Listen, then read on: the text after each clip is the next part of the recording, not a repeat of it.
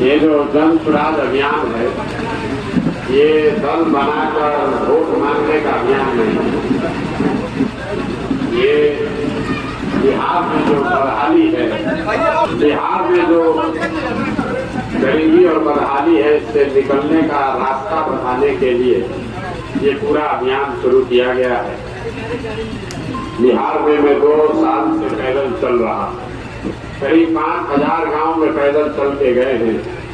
जमुई में भी 4-5 महीने के बाद जब आएंगे तो यहाँ पर करीब 1 महीना रहेंगे।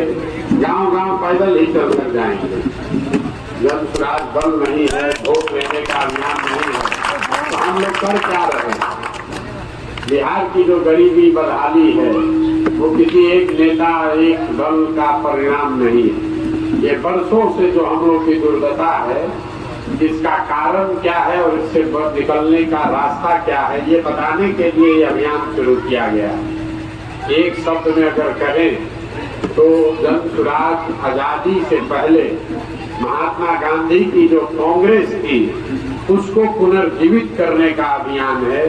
जैसे देश में आजादी के लिए अगड़ा पिछड़ा गरीब अमीर पढ़ा लिखा अनपढ़ हिंदू मुसलमान सबने मिलकर प्रयास किया, वैसे ही बिहार में राजनीतिक बंधुआ मजदूरी खत्म करने के लिए, जहाँ की आपको मालूम है कि जिसको आपने वोट देना है वो आदमी गलत है, दल गलत है, फिर भी लालू जी के डर से भाजपा और भाजपा के डर से लालू को आपको जो वोट देना पड़ता है, ये राजनीतिक बंधुआ मजदूरी है, जिसको खत्म करने के लिए ये प्रयास हमने शुरू किया है।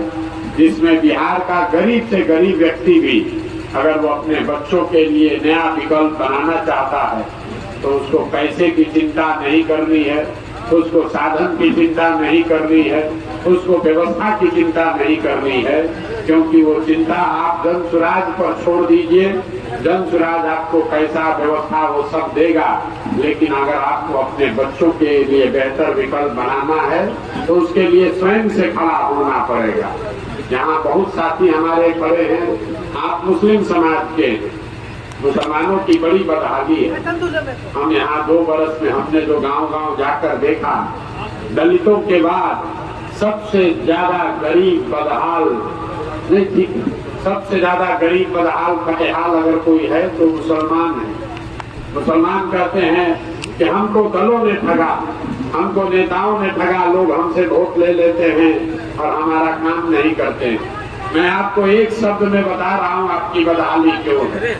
आपकी बदहाली इसलिए है कि आपके पैगंबर साहब ने कहा कि जिस कौम को अपने रहनुमाओं की समझ न हो उसके ऊपर जालिम हुक्मरानों को मुसल्लत कर दिया जाता है।